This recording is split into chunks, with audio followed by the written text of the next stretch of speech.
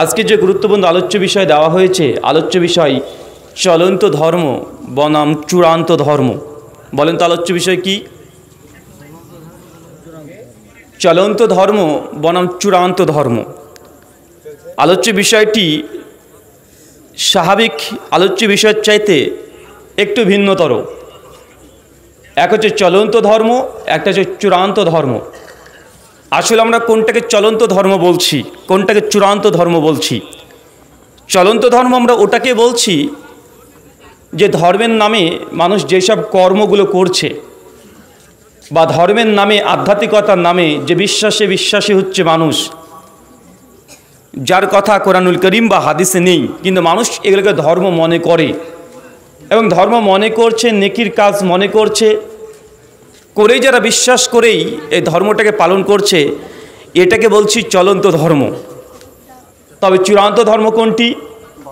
চূড়ান্ত ধর্ম আমি ওটাকে বলছি কোরআন এবং হাদিসের আলোকেই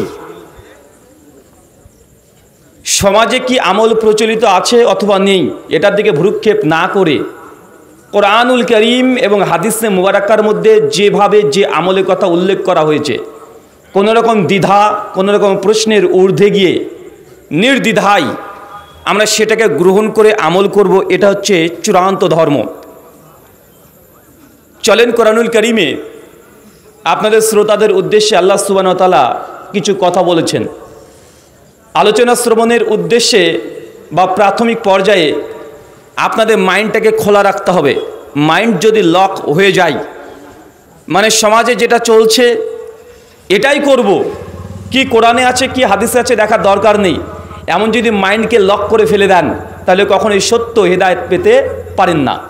আল্লাহ সুবহানাহু ওয়া তাআলা বলছেন পবিত্র কোরআন সূরা জুমার সূরা নম্বর 39 আয়াত নম্বর 18, আল্লাহ বলছেন আল্লাযীনা ইয়াসতামিউনাল কওল ফায়াত্তাবিউনা আহসানা উলাইকা আল্লাযীনা হাদাহুমুল্লাহ উলাইকা হুম উলুল আলবাব। বাংলা ভাব অনুবাদ, আল্লাহ বলছেন আল্লাযীনা ইয়াসতামিউনাল কওল, যারা মনোযোগ দিয়ে কথা শ্রবণ করে। বলেন তো চাচা কি বলছে আল্লাহ? কথা বলেন আমার সঙ্গে। আমি একা একা তো আলোচনা করি না, আমার সঙ্গে সঙ্গে আপনাদেরকেও মাঝে মধ্যে কথা বলতে হবে, আর আমি মাঝে মধ্যে প্রশ্ন করব, আপনাদেরকে অ্যান্সার করতে হবে। কেননা মানুষ, আপনি শরীর, এটা মানুষ নয়। মানুষ যেটা দিয়ে শ্রবণ করে শুধুমাত্র শরীর বা আপনার শারীরিক রক্ত মাংস, এটা মানুষ নয়। মানুষের মূল অংশ হচ্ছে মানুষের ভেতরে যেটা আছে। অনেক মানুষ দেখবেন এখানে বসে আছেন, কিন্তু মন কোথায় চলে গেছে, এমন আছে না নাই? আছে। বর্তমান যারা সাইকোলজিস্ট, যারা মানুষের মন নিয়ে গবেষণা করে, মানুষের চিন্তা শক্তি নিয়ে গবেষণা করে, তারা বলছে একজন শ্রোতার সঙ্গে একজন বক্তার কানেকশান, একজন শিক্ষকের সঙ্গে একজন ছাত্রের কানেকশান মাত্র 2 মিনিট থাকে। কয় মিনিট? কত মিনিট? মাত্র 2 মিনিট। 2 মিনিট আপনি চাইলে আমার কথা এক নিগাড়েই আপনি শুনতে পারবেন এবং বুঝবেন, কিন্তু হঠাৎ দেখবেন শুনতে শুনতে আপনার মনটা কোথায় যেন চলে গেছে। শরীর বসে থাকবে কিন্তু মন এখানে আর নেই, কোন জায়গাতে চলে গেছে আপনি নিজে বুঝতে পারবেন না। কেন? নামাজের মধ্যে আপনি বুঝতে পারেন না যে নামাজ পড়ছেন, কখন সূরাতুল ফাতিহা শেষ হয়ে গেছে আপনি নিজে বুঝতে পারেননি। এমন হয় কি হয় না? কথা বলেন কেন? কারণ মানুষের মন এটা স্থিতিশীল নয়, এরা সবসময় চলন্ত ছুটন্ত, সবসময় ছুটে বেড়াতে পছন্দ করে। এটাকে ধরে রেখে বেঁধে রাখা আপনার আমার দ্বারা সম্ভব নয়। তবে কিছু কৌশল আপনি অবলম্বন করতে পারেন, যার মাধ্যমেই আপনার শরীরের সঙ্গে মনটাকে স্থির রাখা যায়। তার মধ্যে একটা, বক্তা যখন আলোচনা করবে, শিক্ষক যখন আলোচনা করবে, কোনো লেকচারার যখন আলোচনা দেবে, সেই সময় শ্রোতার সঙ্গে বক্তার কানেকশান সর্বদা মজবুত রাখতে হবে। এর মাধ্যম বক্তা শ্রোতাকে প্রশ্ন করবে, শ্রোতা অ্যান্সার করবে। মানে আপনি যদি মন এদিকে চলে যায়, বক্তা যখনই প্রশ্ন করবে আপনার অ্যাটেনশন আবারও এখানে চলে আসবে। কথা বুঝতে পারলেন না ভাইজান? তাই প্রত্যেক 2-4 মিনিট পর পর প্রশ্ন করব। বলেন তো কি প্রশ্ন করেছিলাম? কি প্রশ্ন করেছিলাম? আল্লাহ কোরআনে বলছেন আল্লাযীনা ইয়াসতামিউনাল কওল, যারা মনোযোগ দিয়ে কথা শ্রবণ করে। মানে আল্লাহ বলছেন যে কথা আপনাকে শুনতে হবে। যদি কথা না শুনেই দূরে বসে থাকেন আর মনে মনে ভাবেন যে এই বক্তা একটু আলাদা, এরা ওদের মতো কথা বলে, এটা আমাদের বিরুদ্ধে কথা বলে দেবে, তাই এদের আলোচনা শোনা যাবে না, তার জন্য যদি কথা যদি না শুনেন, দূরে যদি বসে থাকেন, বা এটাকে কোরআনের প্রতি আমল করা হলো? কথা বলেন না, আপনি দূরে বসে থাকতে পারবেন না। কেন কথা কে বলছে এটা গুরুত্বপূর্ণ নয়, বরং কার কথা বলা হচ্ছে এটাই গুরুত্বপূর্ণ। কথা আমি বলছি এটা গুরুত্বপূর্ণ নয়, বরং আমি কার কথা বলছি এটাই গুরুত্বপূর্ণ। একটা যদি অমুসলিম হিন্দু এসেও যদি আজকের এই মসজিদ থেকে যদি বলে শোনেন আপনারা মুসলমান, আপনার নবী বলেছে কেউ যদি জেনে বুঝে 1 টাকা সুদ খায়, মায়ের সঙ্গে জেনা করলে যে পাপ হয়, আপনি একাই সে পাপ করছেন, হোক লোকটা হিন্দু, তবে কথাটা ঠিক না ভুল বলছে? কথা বলেন। আপনি যদি মুসলিম হন, লোকটা হোক হিন্দু, তারপরে সে যদি হাদিসের এই কথাটা বলে দেয়, ও যদি বাংলাতে অনুবাদ আপনার কাছে বলে দেয়, লোকটা হোক হিন্দু বা খ্রিস্টান অথবা নাস্তিক, কিন্তু কথা কিন্তু নবীর বলেছে, মুসলমান হলে মানতে বাধ্য কি বাধ্য নয়? অবশ্যই আপনি বাধ্য। তাই কথা আপনাকে শ্রবণ করতে হবে। কথা যদি না শুনেন, দূরে যদি বসে থাকেন যে না ওনার আলোচনা শোনা যাবে না, ওরা আলাদা, ওরা এই করে না ওই করে না, আমাদের বিরুদ্ধে কথা বলে, তাহলে কখনো কোনো দিন অসম্ভব আপনি হেদায়েত সত্য পথ জিন্দেগিতে পাবেন না। কথা না শুনে দূরে বসে থাকা এটা মুমিন মুসলমানের সিফাত নয়। এটা হচ্ছে আবু জাহেল, আবুল আহাব, উদবা, সাইবা, ফেরাউন, এই কোয়ালিটির মানুষরাই কোরআনের কাছে আসতো না। আসতো নাকি? আল্লাহ নবীর ওপরে যখন আসমান থেকে অঝর ঝড়ে বৃষ্টির মতো ওহী বর্ষিত হচ্ছে, সেই সময়তেই আবু জাহেল তাদের সঙ্গ পাঙ্গদেরকে বেঁধে রাখতো, খবরদার মোহাম্মদের মজলিসে কেউ যাবে না আলাইহিসসালাতু ওয়াসসালাম, কারণ তার কাছে যে যায় সে আর আমাদের ধর্মের মধ্যে টিকে থাকতে পারে না, সে মুহাম্মদ সাল্লাল্লাহু আলাইহি ওয়াসাল্লামের নামে কালেমা পড়ে ইসলামের মধ্যে প্রবেশ করে, খবরদার কেউ তোমরা মোহাম্মদের মজলিসে কোরআন শুনতে যাবে না। ভাই বলতো কি বলতো না? সিরাত ইবনে হিশাম প্রথম খণ্ড 208 নম্বর পৃষ্ঠায় সহিহ সনদে বর্ণনা আছে, আল্লাহ নবী যখন কোরআন পাঠ করতো, কিন্তু কাফের মুশরিক তারাও নবীর কাছে কোরআন শোনার জন্য ছুটে ছুটে আসতো। সূরা জিনের মধ্যে তো স্পষ্ট পাওয়া যায় 72 নম্বর সূরা জিনে, যে আল্লাহ নবীর কাছে কোরআন শোনার জন্য আসমান থেকে চতুর্দিক থেকে জিনরা ঘিরে বসে থাকতো। তার মানে শুনতে হবে, যদি না শুনেন হেদায়েত পাওয়া যাবে? তাই কথা যে বলুক, কথা শ্রবণ করেন, ধৈর্য ধারণ করেন। হতে পারে আপনার বিরুদ্ধে চলে যেতে পারে 2-4টে কথা, আপনার বিরুদ্ধে চলে যাওয়া মানে এটা নয় যে কথাটা ভুল। বা চুরি করা নিষিদ্ধ হারাম, সুদ খাওয়া নিষিদ্ধ হারাম, ঘুষ খাওয়া নিষিদ্ধ হারাম, বিড়ি সিগারেট জর্দা যত রকমের খাদ্যদ্রব্য নিষেধ দ্রব্য পান করছেন এগুলো হারাম। এখন যদি সুদের বিরুদ্ধে বলি আর আপনার বাড়িতে যদি বন্ধন লোন থাকে, আমি জানি আপনার হৃদয় থেকে রক্ত খরিত হবে, আপনার হৃদয় একদম চূর্ণ বিচূর্ণ হয়ে যাবে, মনে হবে যে আপনাকে কথা বলছি আর আপনি ভাববেন যে বক্তা মনে হয় আমাকেই টার্গেট করে কথা বলছে। আপনার ভেতর থেকে রাগ, অনেক রাগ উঠবে আমার উপরে, এটা স্বাভাবিক, এটা মানুষের ফিতরাত, অবশ্যই উঠবে। কিন্তু আপনি সুদ খান বলেই যে সুদ জায়েজ হয়ে যাবে এমনটা কি? কথা বলেন। আপনি চুরি করেন বলেই কি কোরআনের চুরির আয়াতগুলোকে আমরা গোপন করে রেখে দেব? তা তো নয়। তাই আপনার বিরুদ্ধে যাবেই যাবে, কেননা সমাজকে পরিবর্তন করার জন্য কোরআন এসেছে। সমাজ যদি পরিবর্তন আগে থেকে থাকতো, কোরআনের কোনো প্রয়োজন ছিল না। সমাজ যখনই বিগড়িয়ে যায়, সমাজ যখন মূল স্রোত থেকে উল্টো দিকে প্রবাহিত হতে শুরু করে, সেই সময় আল্লাহ সুবহানাহু ওয়া তাআলা নবী রাসূলকে পাঠাতেন। ভালো মানুষের চিকিৎসার প্রয়োজন হয় না, অসুস্থ রোগীদের জন্যই চিকিৎসার জরুরত আছে। ভাই ভালো মানুষ ডাক্তারের কাছে যায় তো চিকিৎসা কার লাগবে? যে অসুস্থ। আজকের এই মাজলিস আপনারা দিয়েছেন কেন? এলাকার সবাই যদি পাক্কা মুসলমান মুমিন হয়, 5 ওয়াক্ত সালাত আদায় করে, ফজরে যদি সবাই উপস্থিত হতো, ভাই বলেন তো এরকম মাজলিসের দরকার ছিল? কোনো জরুরত ছিল না। জুমার খুতবাটাই যথেষ্ট ছিল। তাই অসুস্থ সমাজ সুস্থ করার জন্য আপনাকে এমন কিছু কথা শুনতে হবে যে কথা শুনে আপনার রাগ হবে, এটা স্বাভাবিক। মনে রাখবেন, আপনি যখন আপনার স্ত্রীকে নিয়ে গেছেন হসপিটালে, এই সময়ে 9 মাস বা 10 মাসের গর্ভবতী, আপনি খুব ভালোভাবে জানেন যদি সিজার করে তাহলে আপনার স্ত্রী ব্যথা লাগবে। আর আপনি এটাও জানেন সিজার যদি না করে কোনো একটা দুর্ঘটনা ঘটতে পারে। ডাক্তারি চিকিৎসা কখনো কোনো সময় এটা আরামদায়ক নয়। আরামদায়ক ওষুধ খেতে কার ভালো লাগে? কিন্তু ওষুধ যতই তিতা হোক না কেন, খেলে তো আপনি ভালো হবেন। আমি জানি আপনার ক্যান্সার হয়েছে, এখন ক্যান্সার হয়েছে, ডাক্তারবাবু বলবে আপনাকে হাতটাকে কেটে দিতে হবে। যদি এই অংশটুকু না কাটেন কয়েক মাসের মধ্যে গোটা শরীরে ক্যান্সার হয়ে যাবে। এখন আপনি কি করবেন? আপনার ছেলের ক্যান্সার হয়েছে, এখন ময়া দেখিয়ে, দরদ দেখিয়ে, আবেগ দেখিয়ে, না না না না না আমার ছেলের হাত কাটতে দেবো না। বেটা, এটা আবেগ নয়, এই আবেগে আপনার ছেলে সারা শরীর ক্যান্সার হবে কি হবে না? হবে। জি, যখন আপনি এই অপারেশন করা হবে তখন পেশেন্ট দেখবেন চিৎকার মারবে, কান্না করবে। ও যতই চিৎকার মারুক, কান্না করুক, ওটা তার ভালোর জন্যই ডাক্তার করছে কি করছে না? তাই আমরা যখন এই আলোচনাগুলো করি, আমি জানি আপনাদের অনেকের কষ্ট পাবেন, আমার কথাতে ব্যথা অনুভব করবেন, মনে হবে যে আপনাকে বলছি, কিন্তু তারপরেও ধৈর্য ধারণ করে যে শ্রবণ করে আমাদের কথাগুলো কোরআন সুন্নাহর আলোকে যদি যাচাই করার মতো যদি আপনি চেষ্টা করেন, ইনশাআল্লাহ আপনি হেদায়েত পাবেনই পাবেন। আপনাকে কষ্ট দেওয়ার জন্য আসি নাই। আল্লাহ সুবহানাহু ওয়া তাআলা বলছেন, আল্লাযীনা ইয়াসতামিউনাল কওল, যারা মনোযোগ দিয়ে কথা শ্রবণ করে, ফায়াত্তাবিউনা আহসানা, শুধু শুনবেই না, যে যা বলবে তাই শুনে নেবে, আল্লাহ এটা বলছে না।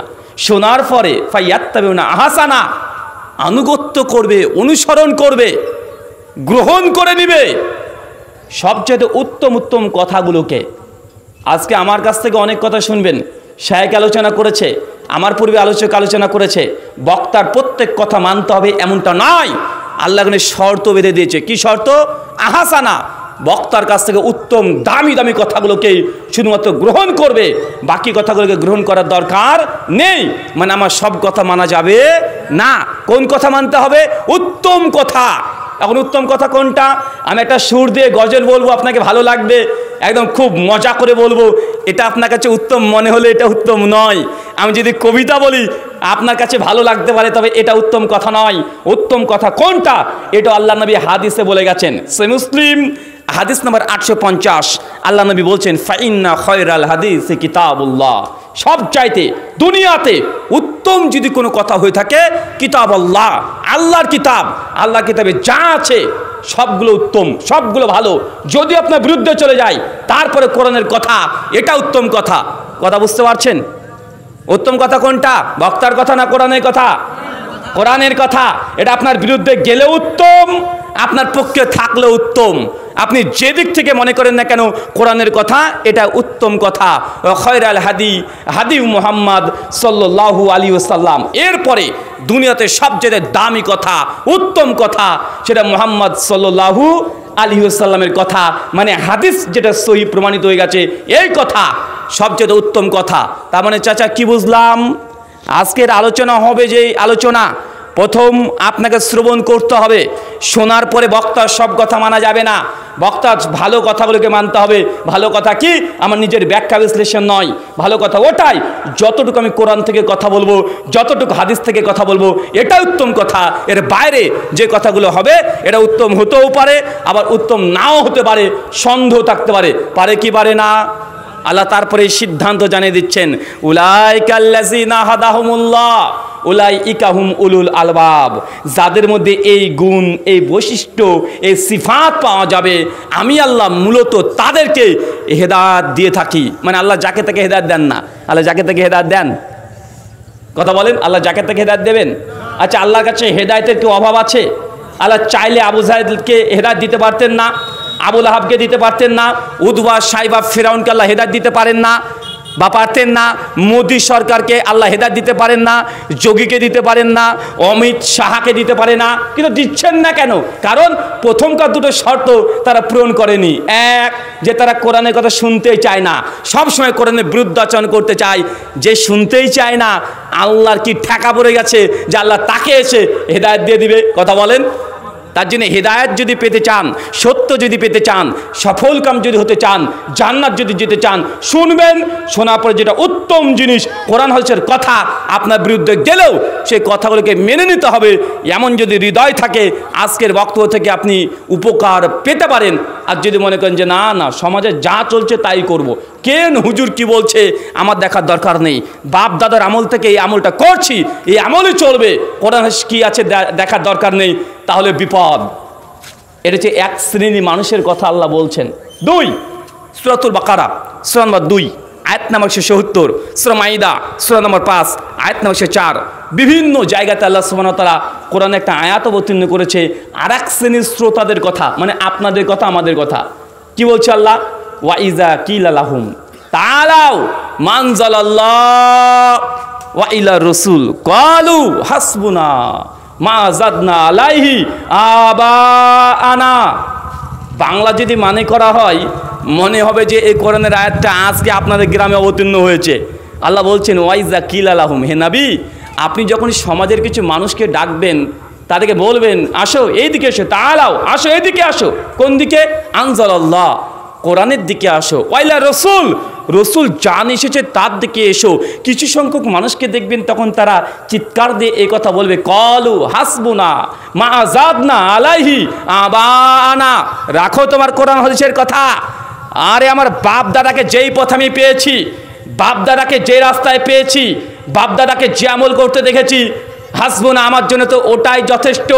আমার কোরআন হাদিসে কি আছে দেখার দরকার নেই। বাপ দাদার পূর্বপুরুষ যে আমল করে আসছে সেই আমলই করব। ভাই বলেন তেমন মানুষ সমাজে আছে না নাই?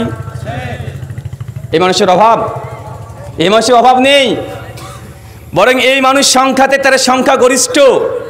অধিকাংশ সংখ্যক মানুষ এমন মানসিকতা, এমন মেন্টালিটি যে কোরআন হাদিসে কি আছে দেখার দরকার নেই, শাস্ত্র আদিতে কি আছে দেখার দরকার নেই। কিছুদিন আগে দেখলেন না, কুরবানির আগে অনেক মানুষ প্রতিবাদ করছে, দেখো পশু হত্যা করছে মানুষ, মুসলমান পশু হত্যা করছে। পশুরও তো একটা জীবন আছে, তাকে হত্যা করার কি প্রয়োজন, কি দরকার? ভাই ওই এই অভিযোগ উঠতে শুরু করেছিল না, গোটা পশ্চিমবাংলা নয় গোটা ভারতবর্ষ জুড়ে কুরবানির বিরুদ্ধে অনেক তীব্র সমালোচনা, নিন্দা, ঝড় উঠে গেল। কিন্তু তাদেরকে যখন আমরা বললাম যারা অভিযোগ করছে স্বয়ং তাদের শাস্ত্র আদিগুলোতেও কুরবানি তথা বলি প্রথা পাওয়া যায়। বলি প্রথা মানে কালী পুজোর সময়তে পাঠা বলি দেওয়া পাওয়া যায় কি যায় না? আসামের কামাখ্যাতে পাঠা বলি পাওয়া যায় কি যায় না? যায়। পাঠা বলি তো দূর কি বাত, যাদের কৃষ্টি কালচার, যাদের সোসাইটির মধ্যে এখনও নরবলি পাওয়া যায়। নরবলি মানে মাকে খুশি করার জন্য মানুষের গর্দনকে উড়িয়ে দেওয়া, জবাই করে তার রক্ত দিয়ে তন্ত্র সাধনা করা এখনও সোসাইটিতে আছে না নাই? তো ভাই যারা মানুষকে বলি দিচ্ছে তারা আবার অভিযোগ করে বলছে যে মুসলমান তোমরা কুরবানি করছো, ছাগল জবাই করছো, তোমরা গরু জবাই করছো, এটা নাকি মুসলমানের হিংসতা। মানে মুসলমান তারা নাকি এত কট্টরপন্থা যেটা প্রাণীকে হত্যা করে দিয়ে দিচ্ছে। ভাই এমন বলছে কি বলছে না? তার মানে মনে রাখবেন, একটা চলন্ত ধর্ম, একটা চূড়ান্ত ধর্ম। চলন্ত ধর্ম কোনটা? যেটা সমাজে চলছে মনে হচ্ছে এটা ধর্ম, অথচ সেটা ধর্ম না। দেখবেন বক্তারা বক্তব্য শুরুতেই আলোচনা করতে গিয়ে কানের মধ্যে হাত লাগিয়ে দিয়ে বলছে বাবারে আল্লাহ সুবহানাহু ওয়া তাআলা এই আসমান জমিনে 18,000 মাখলুকাত সৃষ্টি করিয়াছেন। টান দিয়ে বলে না, শুনেছেন না? 18,000 মাখলুকাত বক্তা বলছে, 18,000 মাখলুকাত।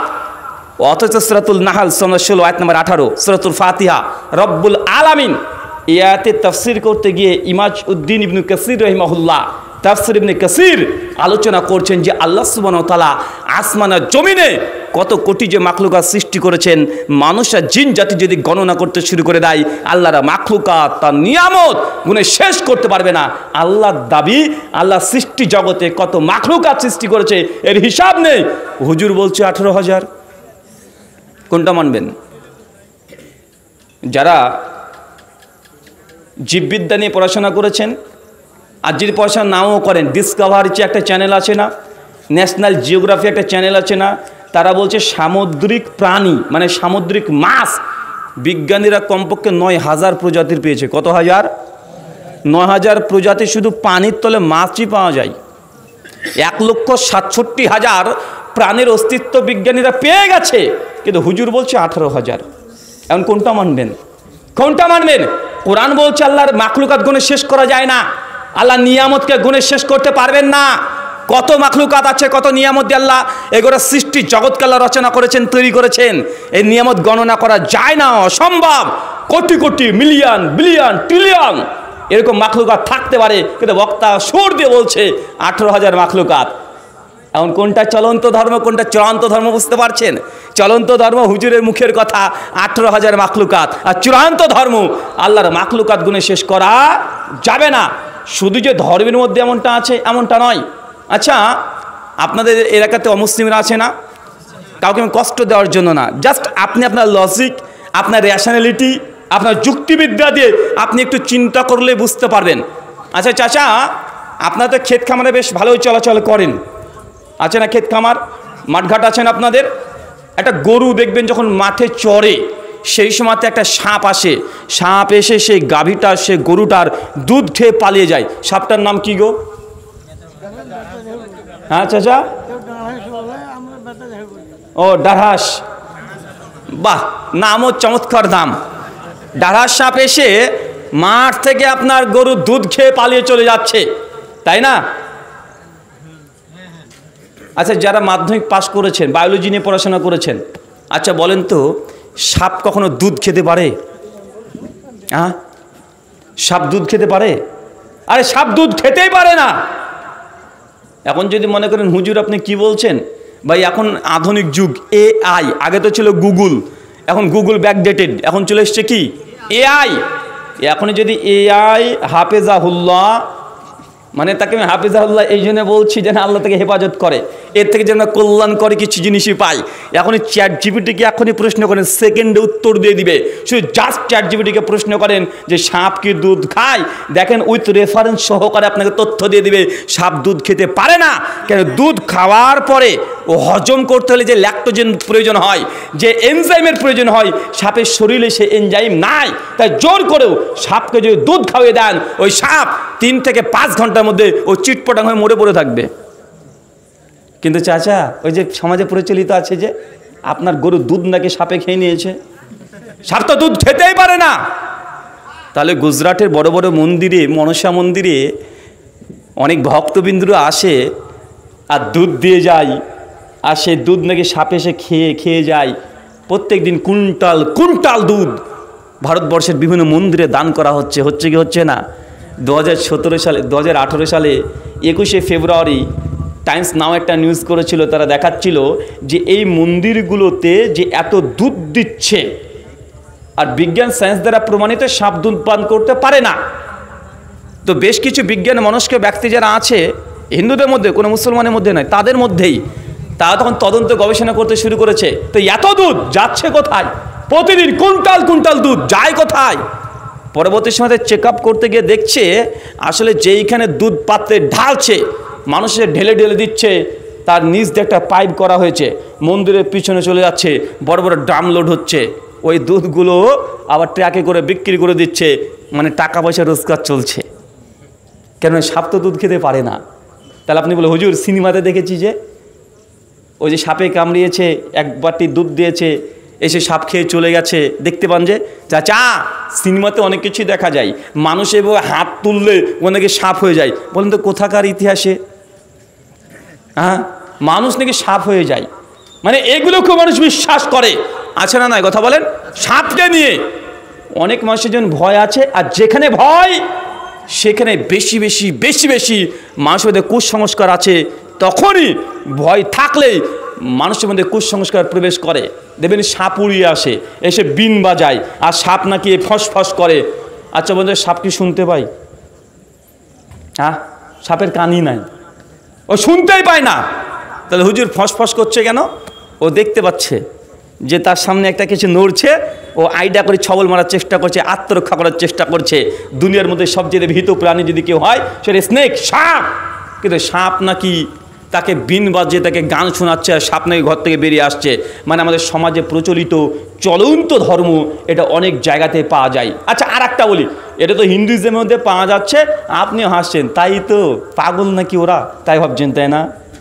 আচ্ছা বড়দিন কয় তারিখ? 25শে ডিসেম্বর। মাশাআল্লাহ, তার মানে আপনারা সকলেই জানেন 25শে ডিসেম্বর কি বড়দিন না ভাইজান? 25শে ডিসেম্বর কি বাজার কেক পাওয়া যায় না? পাওয়া যায়। খান তো আপনারা নাকি? খেলে নাকি হয় না? হ্যাঁ, যাতে মাতাল হলেও তালে ঠিক। 25শে ডিসেম্বর হচ্ছে বড়দিন। আচ্ছা যারা মাধ্যমিক উচ্চ মাধ্যমিক দিয়েছেন, টাইমের দিক থেকে বড়দিন কয় তারিখ? কয় তারিখ? আচ্ছা এত বিজ্ঞান গবেষণা আপনি বুঝবেন না, এত ম্যাথামেটিক্সও বুঝবেন না, গোদা বাংলা ভাষায় আপনাকে প্রশ্ন করছে, একটা উত্তর দেন তো। চাচা রাত বড় হয় শীতকালে না গরমকালে? শীতকালে। আর গরমে দিন ছোট হয় না বড় হয়? দিন কি হয়? দিন বড় আর রাত কি হয়? ছোট। কেন দেখছেন না 3:10-15 তখন আজান পড়ে যাচ্ছে? আর গরমে শীতের সময়তে কখন আজান পড়ে? 5টা 5:30 বেজে যায় না? শীতকালে কি 5টার সময়তে সন্ধ্যা লাগলে 5টার সময় ফজর, মানে 12 ঘন্টা 13 ঘন্টা প্রায় রাত থেকে যায়। আর গরমের সময় কি দিন বড় রাত ছোট। আচ্ছা ডিসেম্বর মাস কি গরমকাল না শীতকাল? ডিসেম্বর গরম না শীত? শীতকাল। তো 25শে ডিসেম্বর কি দিন ছোট হওয়ার কথা না বড় হওয়ার কথা? শীতকালে কি ছোট হয়? দিন ছোট, রাত কি? তো 25শে ডিসেম্বর দিন ছোট না বড়? এখানে ধরা পড়ে গেছে, দেখেছেন? 25শে ডিসেম্বর দিন ছোট হবে না বড় হবে? আর আপনি নিজে বাস্তব রিয়েলিটি দেখছেন যে শীতকালে 25শে ডিসেম্বর ছোট দিন, কিন্তু গোটা বিশ্বের মানুষ বলছে বড় দিন। আপনিও বলছেন বড় দিন। খ্রিস্টানরা জিজাস ক্রাইস্টের জন্মদিবস পালনও করছে, সেই দিন করছে কি করছে না? তার মানে চলন্ত প্রত্যেক ধর্মের মধ্যে ধর্ম লুকায়িত আছে। মানুষ মনে করছে, খ্রিস্টানরা সবাই মনে করে 25শে ডিসেম্বর বড় দিন, অথচ দিনের দিক থেকে এটাই ছোট দিন। আছে না নাই? জি, এটা আছে, সব জায়গাতে আছে। আপনাকে জাস্ট দুটো এক্সাম্পল উদাহরণ দিলাম যে প্রচলিত মানুষের এমন কিছু বিশ্বাস আছে যেগুলো বাস্তব রিয়েলিটি দিয়েও প্রমাণ করা সম্ভব নয়। চলন্ত ধর্ম বনাম চূড়ান্ত ধর্ম, ধর্মের মধ্যেও এমন অনেকগুলো আগাছা ঢুকে গেছে, মানুষ মনে করছে ধর্ম, অথচ সেটা ধর্ম নয়। চলেন কয়েকটা উদাহরণ দিই। এখন আপনাদের রাগ আস্তে আস্তে শুরু হবে, আস্তে আস্তে রাগ টেম্পারেচার আপনাদের বাড়বে, গরমও বাড়ছে, রাগও বাড়বে। রাগ করলে কিছু করার নেই, যেটা বাস্তব রিয়েলিটি সেটা আপনাকে শুনতে হবে। আপনি চাই মানেন, চাই আপনি পরিত্যাগ করে দেন, এটা আপনার ব্যাপার, কিন্তু আপনাকে শোনাটা জরুরি, প্রয়োজন, আপনার দরকার। আচ্ছা, এবার রমজান মাসে ফিতরা দিয়েছেন? কি দিয়ে দিয়েছেন? চাল দিয়ে দিয়েছেন, তাই না? চাল টাকা সবই দিয়েছেন, চাল ডাল টাকা পয়সা ফোন পে তো দিয়েছি। হুজুর বলেন কি আধুনিক যুগ, টাকা দেবো মানে ফোন পে তো দিয়েছি। আচ্ছা বলেন, সহিহুল বুখারী হাদিস না 1503 জাকাতুল ফিতর অধ্যায়, আল্লাহ নবী বলছেন জাকাতুল ফিতরকে ফরজ করলাম আর তোআম, কি দিয়ে? খাদ্যদ্রব্য দিয়ে। আচ্ছা নবীর যুগে টাকা পয়সা ছিল কি ছিল না? আল্লাহ নবী তার জীবদ্দশাতে একদিন তিনি টাকা পয়সা দিয়ে ফিতরা আদায় করেছে, এর কোনো সহি তো দূরের কথা, জৈব তো দূরের কথা, জাল কোনো হাদিস পাওয়া যায়? পাওয়া যায়? জাল হাদিসও পাওয়া যায় না যে নবী দিয়েছে, জাল হাদিসও পাওয়া যায় না। নির্দিষ্ট কোনো সাহাবীর নাম অনুযায়ী নাম দিয়ে জাল হাদিসও পাওয়া যায় না যে তারা টাকা পয়সা দিয়ে বা দিনার দিরহাম দিয়ে তারা ফিতরা আদায় করেছে। কিন্তু আজকে সমাজে চলছে কি চলছে না? সবাই একমত, যারা ফিতরা টাকা দিয়ে দিচ্ছে তারাও বলে যে আল্লাহর নবী সাহাবীরা খাদ্য দিয়ে দিয়েছে, টাকা দিয়ে দেয়নি। কিন্তু তারা কি বলছে? যুক্তি পেশ করছে। কেমন যুক্তি? বলছে দেখো বাবা, ঈদের আগের দিন আমরা ফিতরা দিচ্ছি, সবাই যদি মিসকিনকে আমরা শুধু চাল ডালই দিয়ে দিই, তো একটা মিসকিনের বাড়িতে তো চাল ডাল লোড হয়ে যাবে। এখন মিসকিনের যদি মাংসের প্রয়োজন হয় ঈদের দিন, ওকে চাল ডাল খাবে নাকি? শুধু ওই যে জামা কাপড় পোশাক কেনার প্রয়োজন হয়, তো চাল ডাল দিলে চাল ডাল পাচ্ছে। আমি যে টাকা দিয়ে দিই, মিসকিন সে টাকা দিয়ে চাল কিনতে পারে, ডাল কিনতে পারে, সবজি কিনতে পারে, মাংস কিনতে পারে, পোশাক আদি কিনতে পারে। তো কল্যাণ কোনটাই? উত্তম কোনটা? ভালো কোনটা? গরিব মিসকিনের উপকার কোনটা? টাকাতে না খাবারে? প্রশ্ন আসছে কি আসছে না? আসছে না ভাইজান? এবং যুক্তির কথা বলছে, ঠিকই তো বলেছে। আমাদের এই যে বিবেক বা আমাদের মাইন্ডসেট বলছে ঠিকই তো বলছে, আর টাকা দিলে তো মানুষের উপকার বেশি হয়ে যাবে। অতএব খাদ্যদ্রব্য দিয়ে দেওয়ার প্রয়োজন নেই, টাকা পয়সা দাও, এটাই বেশি উত্তম বা এটাই আফজাল, এটাই বেটার। সমাজে এটা প্রচার করা হচ্ছে। আচ্ছা, এটা আপনার বা আমার একটু বুঝতে ভুল হয়েছে। সুনানে আবু দাউদ হাদিস না 1615, 16, 17 ফিতরা যে আমরা দিই রমজান মাসে, এই ফিতরাদের উদ্দেশ্য কি বলেন তো? কেন দিন ফিতরা? কারণ কি? ফিতরাদের কারণ কি? ফিতরাদের উদ্দেশ্য কি? শুধুই কি গরিব মানুষের সহযোগিতা করা, মিসকিন মানুষের আর্থিক দিক থেকে সাপোর্ট করা? এটা তো মূল বা মৌলিক উদ্দেশ্য নয়। আল্লাহ নবী বলছেন ফিতরাকে আল্লাহ সুবহানাহু ওয়া তাআলা এই জন্য ফরজ করে দিয়েছেন। প্রথম কারণ হচ্ছে এইটা যে রমজান মাসে যে 29 বা 30টা আপনি সিয়াম রোজা পালন করেছেন, এই রোজার মধ্যে যদি কোনো ত্রুটি হয়ে যায়, তাহলে এই ফিতরা দিয়ে রোজার ওই ত্রুটিটাকে আল্লাহ সুবহানাহু ওয়া তাআলা পূর্ণ করে দেয়, মানে সম্পূরক করে দেয়। এটা ফিতরার মৌলিক প্রথম কারণ। এই জন্য আপনি ফিতরা আল্লাহ আপনাকে ফরজ করেছেন। কেমন? রোজা আছেন, মিথ্যা কথা বলে দিয়েছেন। এখন মিথ্যা কথা বললে পুরো রোজাটা বাতিল হবে না। রোজা কি হলো? ত্রুটি দেখা দিল। রোজা আছেন, একটা মেয়ের সঙ্গে মেসেঞ্জারে ফেসবুকে চ্যাট করে দিয়েছেন, গুনাহ করলেন, এর জন্য রোজা গোটা ডিস্ট্রয়, বাতিল হবে না। রোজা আছেন, মার সঙ্গে একটা বাজে ভাষায় কথা বলে দিয়েছেন, মার সঙ্গে আপনি দু চারটে মন্দ ভাষায় কথা বলে দিয়েছেন, বা প্রতিবেশীর সঙ্গে খারাপ আচরণ করেছেন, গীবত করেছেন, এই যে রোজা করছেন, সঙ্গে সঙ্গে পাপগুলো, ছোট ছোট পাপগুলো আপনার সঙ্গে আছে রোজা অবস্থায়। এর কারণে কি হয়? রোজাটা বাতিল হয়ে যায় না। কি হয়? রোজার মধ্যে ত্রুটি দেখা দেয়। কি দেখা দেয়? ভুল।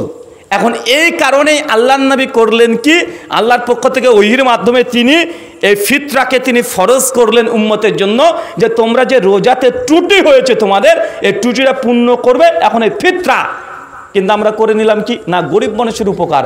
আপনি কি জানেন আপনার রোজা 100% মুকাম্মাল সঠিক ছিল, এই দাবি আপনি করতে পারবেন? আপনি মিসকিন মানুষকে সহযোগিতা করতে চাচ্ছেন, ভালো, বেটার, ভালো, কেউ দ্বিমত করছেন আপনার সঙ্গে, চাচা কেউ দ্বিমত করছে না। তো ফিতরা যে ইবাদত, এই ইবাদতের মধ্যে হাত ঢোকাতে চাচ্ছেন কেন? যদি এতই যদি দরদ উতলিয়ে পড়ে, ফিতরাটা আপনি 2.5 কিলো দিয়ে দিলেন চাল, বা যে কোনো খাদ্যদ্রব্য দিয়ে দিলেন, পকেট থেকে 100 টাকা বের করে মিসকিন মানুষকে সহযোগিতা করেন, সাধারণ দান নেই কেন? আপনাকে ইবাদতের মধ্যে মাতব্বারি করতে হবে। কথা না বুঝতে পারলেন না? আপনার যদি এতই দরদ উতলায়, ভালো কথা, আপনার হৃদয়, আপনার দিল যে গরিব মিসকিন মানুষের জন্য কাঁদছে, এটা উত্তম কাজ। তাই ফিতরার মধ্যে কেন টাকা, আপনি ফিতরার মধ্যে কেন হাত ঢুকাচ্ছেন? তাকে ফিতরা আদায় করে নেন, তারপরে 100 টাকা দিয়ে বলেন যে ভাইজান তোর ছেলের জন্য একটা জামা কিনে নিস, বা তুই এই টাকা নিয়ে তুই 1 কিলো মাংস কিনে নিস। ভাই বলতে পারেন কি পারেন না? কথা বলেন। কিন্তু আপনি ফিতরার মধ্যে হাত ঢুকাচ্ছেন কেন? কারণ ফিতরা তো ইবাদত, ইবাদতের মধ্যে মাতব্বারি করছেন কেন? আচ্ছা, আর একটা আপনাকে পয়েন্ট দিই, বলেন তো, আমরা যে ফিতরা আদায় করছি, রমজান মাসে কেউ যদি রোজা রাখতে না পারে, বৃদ্ধ, অনেক বৃদ্ধ হয়ে গেছে, বয়স্কা অনেক বৃদ্ধ হয়ে গেছে, এখন এই নারী বা পুরুষটি রোজা রাখতে পারলো না, আর পরবর্তী বছরে যে রাখতে পারবে এর কোনো সম্ভাবনাও নেই। এখন এই মেয়েটি, এই ব্যক্তিটি কি করবে? কি দিবে? এটাকে কি বলে? ফিদিয়া। কি বলা হয়? ফিদিয়া। বলে ফিদিয়াতে আল্লাহ কি ফরজ করেছে? টাকা না খাবার? কোরআনে কি আছে? সূরা বাকারা 187 নম্বর আয়াত খুলে দেখেন, আল্লাহ তওয়ামের কথা উল্লেখ করেছে। যদি ফিদিয়া, তোমাকে কি দিতে হবে? কেউ যদি সিয়াম, রোজা পালন করতে না পারে, বার্ধক্যের কারণে, কোনো চিরস্থায়ী রোগের কারণে, তাই তাকে ফিদিয়া দিতে হয়। আল্লাহ বলতে পারতেন তাই টাকা পয়সা দিয়ে দাও, আল্লাহ কি বলেছে? তাই খাবার দাও। কেন? কারণ সিয়ামের সঙ্গে সম্পর্ক টাকার না, রোজার সঙ্গে সম্পর্ক টাকার না, রোজার সঙ্গে সম্পর্ক খাবারের। আপনি যখন রোজা থাকেন তখন কি থেকে দূরে থাকেন? খাবার থেকে না টাকা থেকে? কথা মানে বুঝতে পারছেন না? যখন রোজা অবস্থায় থাকেন তখন কি থেকে দূরে থাকেন আপনারা? টাকা ইনকাম থেকে না খাবার খাওয়া থেকে? খাবার খাওয়া থেকে। তা লজিক্যালি এটা বোঝা যায় যে এখন আপনি ফিতরা দিবেন, এটা টাকা দিয়ে নয়, এটা খাবার দিয়ে দিতে হবে। চাচা টাকা দিতে চান, সাধারণ দান সদকা করেন, হাদিয়া দেন, পারেন কি পারেন না? কথা বলেন। সাধারণ দান সদকা তো আল্লাহ বন্ধ করেননি রাস্তা, আপনি তো সারা জীবনই দিতে পারবেন। কিন্তু সমাজের মানুষের কাছে আমরা যুক্তি দিয়ে, আমরা এই কথা বলে আমরা টাকা পয়সা অনেকেই দিয়ে দিচ্ছি, অথচ রাসূলের সুন্নাহ এটা নয়, সাহাবীদের সুন্নাত এটা নয়। যদি সুন্নাতে পুরো আমল করতে চান, ধর্ম এটা আসমান থেকে অবতীর্ণ হয়, এটা আমার আপনার মগজ থেকে অবতীর্ণ হওয়া যদি কোনো ধর্ম হয়, এই ধর্মের মধ্যে ভুল থাকতে পারে কি পারে না? পারে কি পারে না? চাচা চাচা আমি 1 মিনিটের জন্য ধরে নিলাম, হ্যাঁ টাকা দিলে ফিতরা আদায় হয়ে যাবে, হয়ে যাবে, ধরেন। একজন বললো হয়ে যাবে, আরেকজন বলছে না না না না না, এটা বেদাত। একজন বলছে জায়েজ, একজন বলছে বেদাত। 2 আলেম, দুজনই 20 বছর ধরে মাদ্রাসায় পড়ছে, দুজনই সহি আকীদার। একজন বলছে জায়েজ, আর একজন বলছে বেদাত। আচ্ছা বলেন তো, যদি বেদাত এই ফতোয়াটাই ঠিক হয়ে যায়, তাহলে আপনার ফিতরা দেওয়াটা কি হয়েছে? কথা বুঝতে পারলেন না মনে হয়?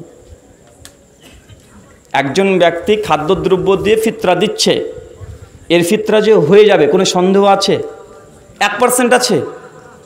কিন্তু যে বলছে টাকা পয়সা দিলে ফিতরা জায়েজ হয়ে যাবে, এখন যদি এই আলেমদের ইস্তেহাদ বা গবেষণা, এটা তো তার মানে বুদ্ধি আর বিবেকের উপরে নির্ভর করে হয়েছে, তাই না? এখন যদি তার ফতোয়া যদি আসলে ভুল প্রমাণিত হয়ে যায়, আপনি সাধারণ মানুষ, আপনি কি করবেন? আপনি কি করবেন? তা আপনার জোর করে এই জায়েজ মাসালা ঢোকার দরকার কি? যেখানে সন্দেহ আছে, যেটা সুন্নাত সামর্থ্য আছে, আপনি সেই দিকে যান না। এইভাবে আপনি বুঝবেন না কোরআন হাদিসের কথা। চল এটা আপনাকে উদাহরণ দিয়ে বোঝাই আপনাকে। ধরেন একটা পুকুর আছে, আপনার নিজস্ব পুকুর, 4 কাঠা জমির উপরে পুকুর আছে আপনার নিজস্ব।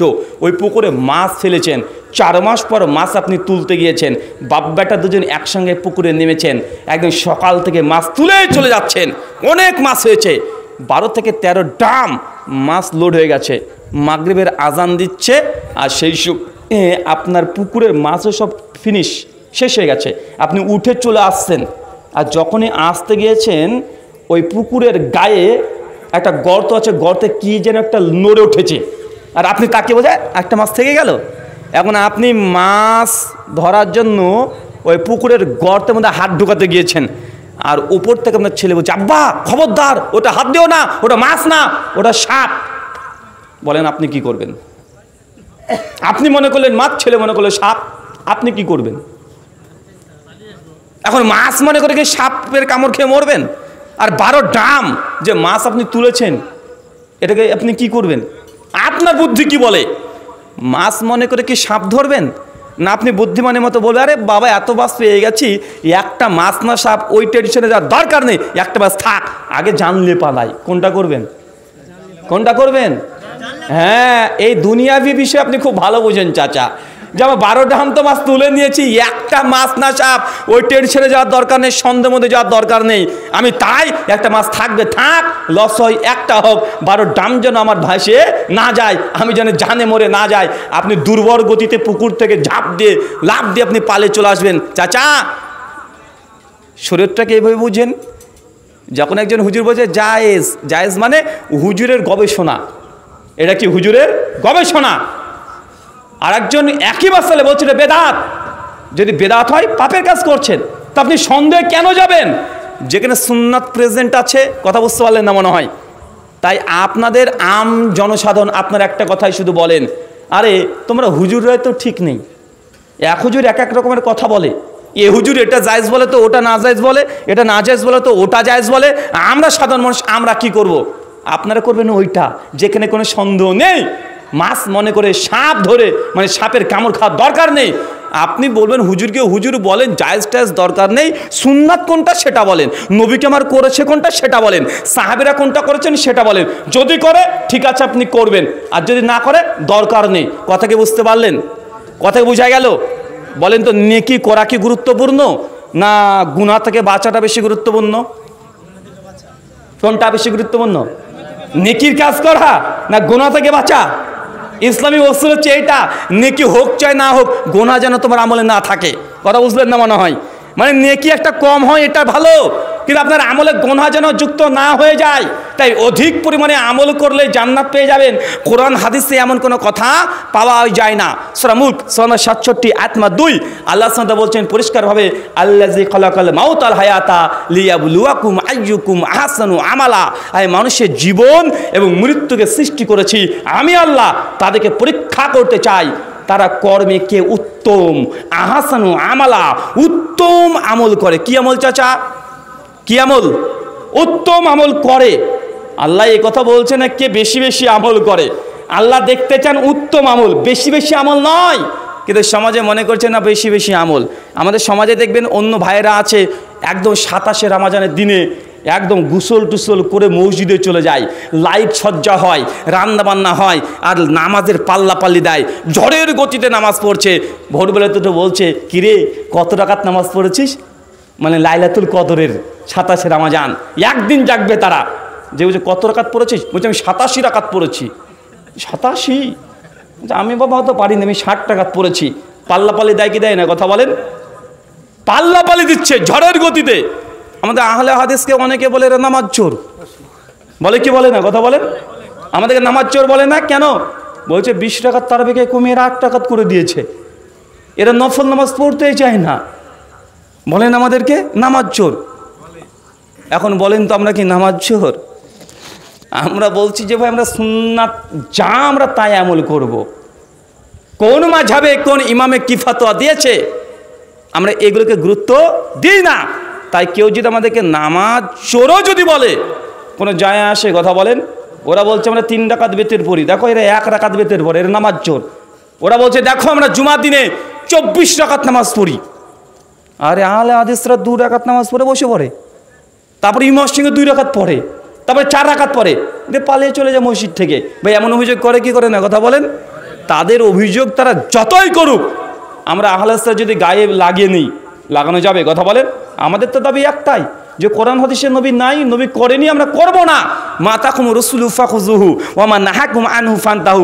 আমার নবী তোমাদেরকে যা দিয়েছে, যত দিয়েছে তোমরা গ্রহণ করে নাও, আর যা দেয় নাই যতই ভালো হোক না কেন সেটাকে বর্জন করে দাও, সেটাকে ছেড়ে দাও। অনেক মানুষের মধ্যে একটা ধারণা আছে, ভ্রান্ত ধারণা আছে। অনেক মানুষ বলছে নতুন নতুন হুজুররা আসছে আর সমাজ থেকে দুয়া কালেমা সব তুলে দিল, এমন বলে কি বলে না? হ্যাঁ, এটা দুয়াই তুলে দিচ্ছে গো নতুন নতুন হুজুর এসে। চাচা আমি জানি আপনি খুব কষ্ট পান, নামাজ শেষে যদি দোয়া মুনাজাত যদি সবাই মিলে একসঙ্গে না করে আপনি খুব কষ্ট পান, আমি বুঝতে পারি। অনেকে বলে আমি নামাজই পড়ি না, শুধু শুক্রবারে নামাজ পড়তাম, নামাজের শেষে ইমাম সাহেব একটু দোয়া করতো, একটু আমিন আমিন বলতাম। আরে নতুন নতুন হুজুর এসে এটাকেও তুলে দিল। এখন দুঃখের কষ্ট শেয়ার করছেন আপনার কাছে। চাচা দেখেন, দোয়া কেউ তুলেনি, সবাই দোয়া করে।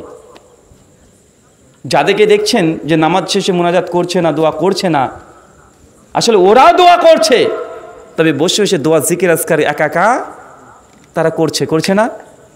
তবে তুলেছে কি? দোয়া করা নয়, দোয়া করার পদ্ধতি তুলেছে। কি তুলেছে? দোয়া করার কি পদ্ধতিকে তুলেছে।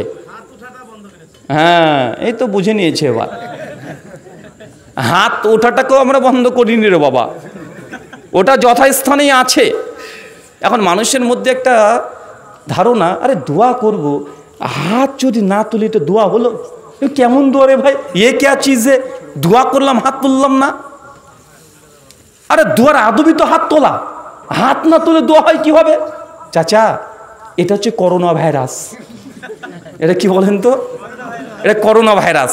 এই ভাইরাসকে আগে অ্যান্টিভাইরাস দেখে ডিস্ট্রয় না করলে আপনার বুঝতে খুব কঠিন মনে হবে, দুঃখ বেশি পাবেন। যারা মিলাদ করে না তারাও বলে মিলাদ তো ভালো জিনিসই করছি, বাপ মারা গেছে 40 খাওয়াচ্ছি, ভালো জিনিসই তো করছি, মানুষকে খাওয়াচ্ছি, খাওয়ানোর চাইতে ভালো কাজ আবার কি হতে পারে? এটার আবার বেদাতের কি হলো বাবা? ভাই বলে কি বলেন না, কথা বলেন। বলছে নবীজি এসছে, জন্মগ্রহণ করছে 12 তারিখে, আমরা তো রাস্তাঘাটে ডিজে বাজাচ্ছি, পার্টি করছি, আমরা একটু নবীজির আগমন শুভেচ্ছা স্বাগতম বলে 350 জর্দা পান খেয়ে আমরা চিৎকার মেরে নবীর প্রেমিক হিসাবে আশিক রাসূল দাবি করছি। খারাপ কি দেখলে? আমরা কি গাঁজা খেয়েছি নাকি? আমরা কি মদ খেয়েছি নাকি? নবীর তো প্রশংসা করছি, মিলাদে কি খারাপ হয়? কোরআন হাসের কথাই তো হয়, এটা আবার খারাপ হবে কেন বাবা? বলা হয় কি হয় না, কথা বলেন। তো এই আবেগ আর ভিকটিম কার্ড খেলে মানুষের ইমোশনাল মানুষদেরকে ব্ল্যাকমেল করা হচ্ছে। চাচা দোয়া করার 3টে পদ্ধতি আছে। কয়টা? 3টে। কিছু কিছু দোয়া আছে আপনি একা নিজেই জিহ্বা নড়িয়ে নড়িয়ে দোয়া পড়বেন, দোয়া হয়ে যাবে, হাত তোলার দরকার নেই, ইমামকে ডাকারও প্রয়োজন নেই। চলেন কয়েকটা উদাহরণ নিয়ে নেন। আচ্ছা, মসজিদে যখন ঢুকছেন, মসজিদে সেই সময় দোয়া আছে না নাই? হাত তোলেন, ইমামকে ডাকেন। মসজিদ থেকে বের হওয়ার দোয়া আছে না নাই? হাত তুলেন, ইমামকে ডাকেন। বাথরুম ঘরে ঢোকার সময় দোয়া আছে না নাই? বাথরুম থেকে বের হওয়ার সময়, পোশাক পরার সময় দোয়া আছে না নাই? জুতো পরার দোয়া আছে না নাই? বাড়ি থেকে বের হওয়ার দোয়া আছে না নাই? গাড়িতে ওঠার দোয়া আছে না নাই? বাজারে প্রবেশের দোয়া আছে না নাই? আয়নাতে মুখ দেখার দোয়া আছে না নাই? স্ত্রীর কাছে যখন রাত্রিতে যান ফিজিক্যাল অ্যাটাচমেন্ট করতে, সেই সময় দোয়া আছে না নাই? কে কে 2 হাত তুলে করেন? হ্যাঁ, কেউ নাই? কেন আপনি যে বলছেন যে দোয়া মানেই হাত তুলতে হবে, হাত না তুলে আপনার ভালো লাগে না? তো ওই সময় ইমামকে রাত্রিতে ফোন লাগাবেন, ইমাম সাহেব 12:15 বাজছে, তাড়াতাড়ি বাড়ি পেছনে আসেন। কেন? দোয়া করতে হবে যে, কারণ আমরা এখন যাব, ব্রাজিল আর আর্জেন্টিনা এখন যুদ্ধ চলবে, তাড়াতাড়ি চলে আসেন। বাড়ির পেছন থেকে আপনি দোয়া করবেন, স্বামী স্ত্রী আমিন আমিন বলবো, তারপরে যা হওয়ার হবে। কারণ আপনি মনে করছেন যে দোয়া মানেই হাত তোলা, আছে না নাই কথা বলেন? তার মানে এই যে জায়গা, আপনি যখন জুতো পরছেন হাত তোলেন কেউ? কমপক্ষে কয়েক শত দোয়া আছে যেই সব জায়গায় কেউ হাত তোলে না। আর কেউ যদি হাত তুলে তাকে বলবে মানুষ না পায়জামা রে। এখন যদি কেউ বাথরুম করে ঢোকার সময় তো দোয়া করতে শুরু করে হাত তুলে, তাকে কি বলবেন বলেন? কেউ যদি মসজিদে ঢুকছে, মসজিদে ঢোকারও তো দোয়া আছে, এখন দোয়ার আদব কি? হাত তোলা। এখন ওই হাত তুলে দোয়া করতে শুরু করে দিয়েছে, আপনি কি বলবেন? মানুষ না পায়জামা বলবেন? বলে কি রে কাল হয়ে গেল নাকি? বাথরুম ঘরে ঢোকার সময় দোয়া, আর কি রে ভাই, মানে আপনি নিজে মানতে চাইবেন না। এখন সে যদি বলে হাত তুলেছি, কি এমন খারাপ করলাম? পা তুলেছি নাকি? হাতই তো তুলেছি। ভাই এখন যদি বলে এই যুক্তি চলবে তার? কথা বলেন না। তার মানে বোঝা গেল কিছু কিছু দোয়া আছে চাচা আপনি জীবন নুরে করলেই হয়ে যায়, হাত তোলার দরকার নেই, ইমাম সাহেবকে ডাকারও কোনো প্রয়োজন নেই। দুই, এমন কিছু দোয়া আছে যেখানে আপনি একা নিজেই দুই হাত তুলে যত ইচ্ছা তত দোয়া করতে পারবেন, ঘণ্টাব্যাপী করেন। কোরআন হাদিস দ্বারা 38টা জায়গা সহিহ সনদে পাওয়া যায় যে নবী 38টা জায়গায় একাকী দুই হাত তুলে দোয়া করেছেন। যখন আপনি হজ উমরা করতে যাবেন, সাফা পাহাড়ে উঠবেন, পাহাড়ের দিকে মুখ করে দুই হাত তুলে যতক্ষণ ইচ্ছা আপনি দোয়া করেন। মারোয়া পাহাড়ে যখন উঠবেন, সাই করবেন, ওই সময় দুই হাত তুলে আপনি দোয়া করতে পারবেন, কোনো সমস্যা নেই। এবং 38টা জায়গা আছে। চাচা আপনার এলাকাতে কবরস্থান আছে, ভাই তোমার বাবা মা আত্মীয় স্বজন কেউ মারা গেছে, কবর যখন জিয়ারা করতে যাবেন, মানে কবর জিয়ারত করতে যাবেন, সেই সময় আপনি একা দুই হাত তুলে যত ইচ্ছা তত দোয়া করতে পারবেন, কেউ বাধা দিবে না। এটা সুন্নাত, নবী করেছে। সে মুসলিমের 213 নম্বর পৃষ্ঠায় আল্লাহ নবী হঠাৎই গভীর রাত্রিবেলাতে নিজের বিছানা ত্যাগ করে দিয়ে তিনি কবরস্থানে গিয়ে 3 বার পর পর হাত তুলে দোয়া করলেন।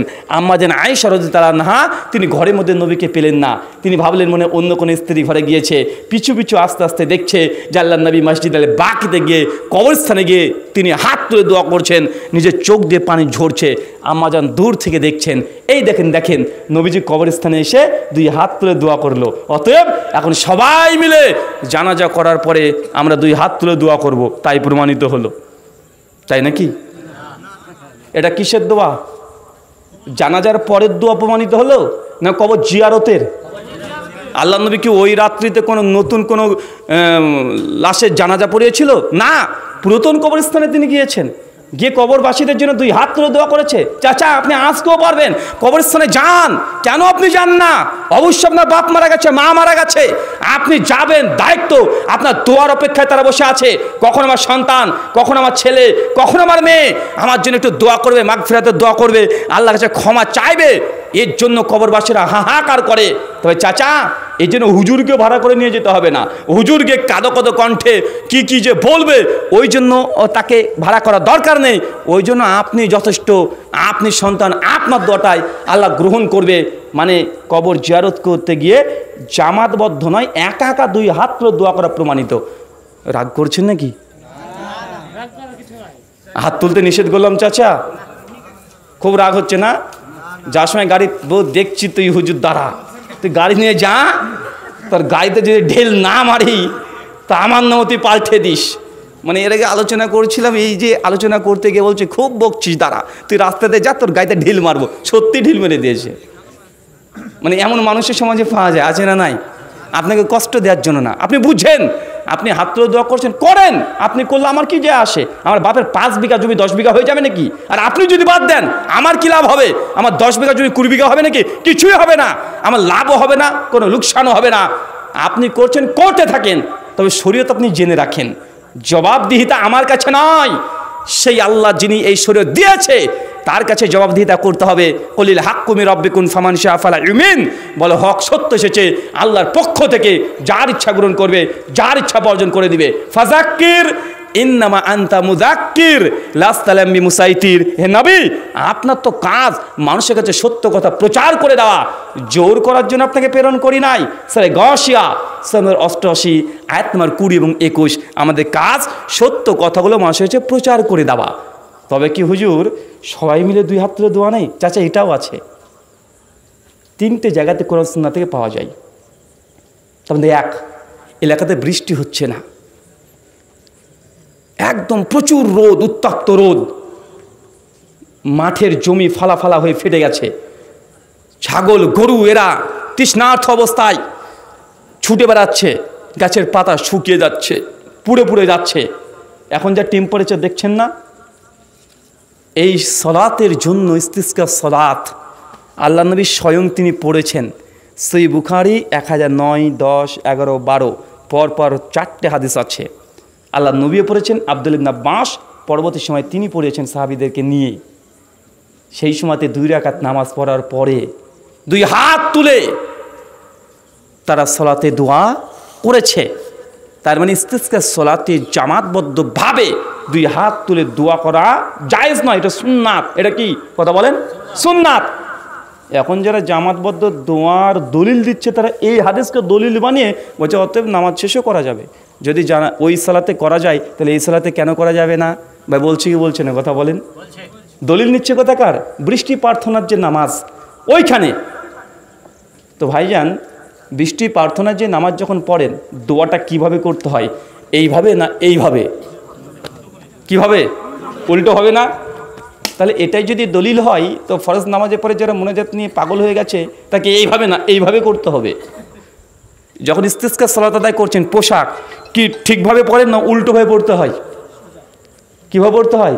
উল্টোভাবে পড়তে হয়, মানে উল্টো অংশ সেটা উপরে রাখতে হয়। আচ্ছা, কখনো চন্দ্র সূর্যগ্রহণের নামাজ পড়েছেন? পড়েন নাই? কেন রে ভাই? আপনার জীবদ্দশারে চন্দ্র সূর্যগ্রহণ হয়নি?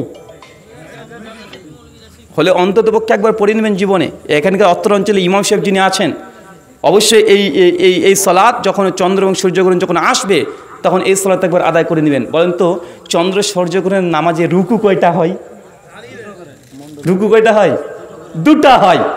চাচা, অন্য নামাজে রুকু কয়টা হয়? 1টা। এখন কেউ যদি বলে জুমার দিনে রুকু কেন 1টা করবো বাবা? জুমার যে নামাজ পড়ি রুকু কয়টা করি? 1 রাকাত নামাজে 1টা করি। কেউ যদি বলে না 1টা রুকু করে আমার তৃপ্তি আসে না, 2টো করব। দলিল ওই দেখো, চন্দ্র সূর্যগ্রহণের নামাজের দলিল যদি টেনে হিসড়ে নিয়ে এসে জুমার দিনে ফিট করে, ভাই নামাজ হবে না বাতিল হবে? চাচা, আমি বুঝতে পারছি আপনি মনে মনে ভাবছেন আরে হাতই তো তুলেছি হুজুর, পা তো আর তুলিনি, হাত তুলে তো ক্ষতি হয়ে যাবে। আরে ভালো কাজ একটু বেশি করে করলাম, না হয় ক্ষতি কি? চাচা, প্রতিদিন জোহরের নামাজ কত রাকাত পড়েন? ফরজ 4 রাকাত, তাই না? না 5 রাকাত পড়েন? 4 রাকাত পড়েন তো। আচ্ছা, জুমার দিন কত রাকাত পড়েন? কেন রে ভাই? আবার খুতবা শোনার জন্য? তা আপনারা হাতে বা টাইমের অভাব আছে নাকি? খুতবা একটু 2 মিনিট কমিয়ে হলো, 35 মিনিট খুতবা দেন, 5 মিনিট কমিয়ে দেন, 30 মিনিট খুতবা দেন, 4 রাকাত জুমার নামাজ পড়ে নেন। কেউ যদি 4 রাকাত জুমা পড়ায় তার পেছনে নামাজ পড়বেন? কেন পড়বেন না? নামাজই তো প্রতিদিনই পড়েন 4 রাকাত জোহর জুমার দিন। 4 রাকাত পড়লে সমস্যা কি? নামাজ তো ভালো কাজ, বেশি পড়ছেন এমনটা নয়, প্রতিদিনই তো 4 রাকাতই পড়েন। শুক্রবারের দিন, শুক্রবার হয়েছে তো কি হয়েছে? 4 রাকাত যদি কেউ জুমা পড়িয়ে দেয় নামাজ পড়বেন? কেন পড়বেন না? নামাজ হবে না মানে? নামাজই তো পড়ছে, ভালো কাজ তো। তার মানে এটুকু খুব ভালো করে বুঝে নিয়েছেন যেটা হাদিস দ্বারা কোরআন সুন্নাহ দ্বারা সাবেত নয়। ভালো কাজ হলেও যেটা কোরআন সুন্নাহ দ্বারা প্রমাণিত নয়, এটা করলে এটাতে নেকি পাওয়া যায় না, কি পাওয়া যায়? গুনাহ পাওয়া যায়। ফেরেশতারা কবরে লাঠি নিয়ে দাঁড়িয়ে থাকবে, বাট আয় শরীয়তকে বিকৃত করেছিস, ঠেঙে লম্বা করে ছেড়ে দেবে।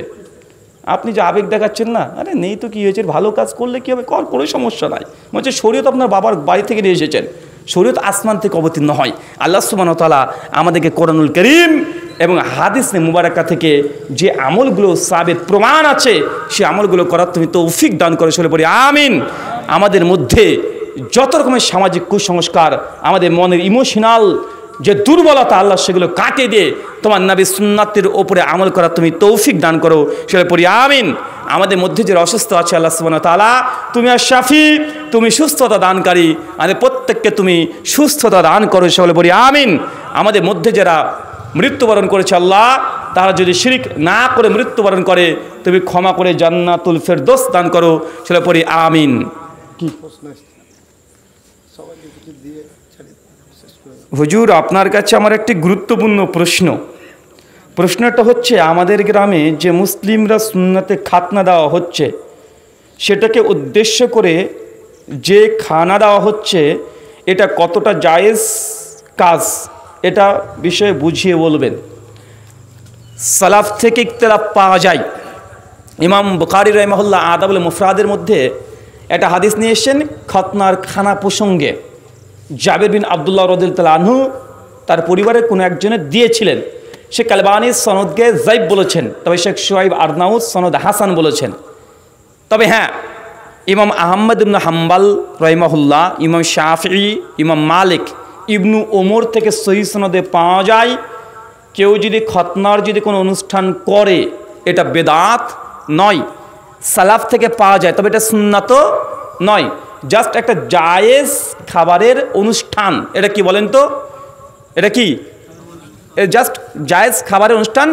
তাবেঈ থেকে পাওয়া যায়, এই জন্য এগুলোকে বেদাত বলা যায় না। সাহাবী থেকে পাওয়া যায় না। ইমাম আহমদ ইবনে হাম্বল রাহিমাহুল্লাহ তিনি বলেছেন যে তাকে কেউ যদি খতনার দাওয়াত দিতেন তিনি পরিত্যাগ করতেন না। তাই জমহুর সালাফদের মত, কেউ যদি করে খতনার অনুষ্ঠান, যদি সে পরেজগার মুত্তাকি ব্যক্তি হয়, কোনো হারাম কোনো জিনিস যদি অনুষ্ঠানে না হয়, সেখানে গিয়ে আপনি সে অনুষ্ঠানে অংশগ্রহণ করতে পারেন। কিন্তু ডিজে বাজছে, কি করবেন? আছে না নাই? কথা বলেন, আছে তো? এমন যদি হয়, ওই অনুষ্ঠানকে বর্জন করবেন। আল্লাহ সুবহানাহু ওয়া তাআলা, তুমি রাজ্জাক, তুমি রিজিক দাতা, আমাদের প্রত্যেককে হালাল উপার্জন দিয়ে পূর্ণ করে দাও। চলে পড়ি আমিন। চাচা থাক, কি বলবো? খাওয়ার পরে গিফটের টাকাটা দেয় খানা। শোনেন, হাদিয়া ইসলামে আদান প্রদান করা এটা বৈধ। চাচা বলছি গো, চাচা প্রশ্ন করে। চাচা শুনতে পাচ্ছেন আমাকে? শুনতে পাচ্ছেন? মাশাআল্লাহ। হাদিয়া আদান প্রদান বৈধ। এখন যে হাদিয়া নিচ্ছে তার নিয়াতটা নির্ভর করবে যে এটা তার জন্য জায়েজ হচ্ছে কি হচ্ছে না। সে যদি মনে করে হ্যাঁ অনুষ্ঠান তো করছি, বেটার জন্য একটা আংটি তো নিয়ে আসবেই, আবার বিয়ের ধরে অনুষ্ঠান করেছেন, একদম টেবিল চেয়ার নিয়ে বসে আছে, নাম একদম লিখছে, কি দিয়েছিস তুই? জক, দাঁড়া, তোর মেয়ের বিয়ে তো আমিও দিব। এরকম করে কি ভাই লেখালেখি চলছে না? এটা অনুষ্ঠান না, এটা হোটেল। এটা কি? এটা হোটেল। মানে ফকিরের বাচ্চা ফকির, ওকে অনুষ্ঠান করতে কে বলেছে? ও গিয়ে ওই লালবাগে গিয়ে একটা হোটেল দিলেও তো পারে। এরকম যদি হারাম কার্যক্রম যদি থাকে, তাহলে সেই মজলিসে সেই দাওয়াত যদি আপনি বর্জন করেন, তাহলে এটা আপনি গুনাহগার হবেন না। একজন মুসলমান দাওয়াত কবুল করবে, এটা সুন্নাত। কিন্তু সুন্নাত পালন করতে গিয়ে যদি হারামের সঙ্গে সম্পৃক্ত হয়ে যান, তাহলে কি করবেন? সুন্নাত করার দরকার নেই, হারাম থেকে বেঁচে থাকেন। কথা কি বুঝতে পারলেন চাচা?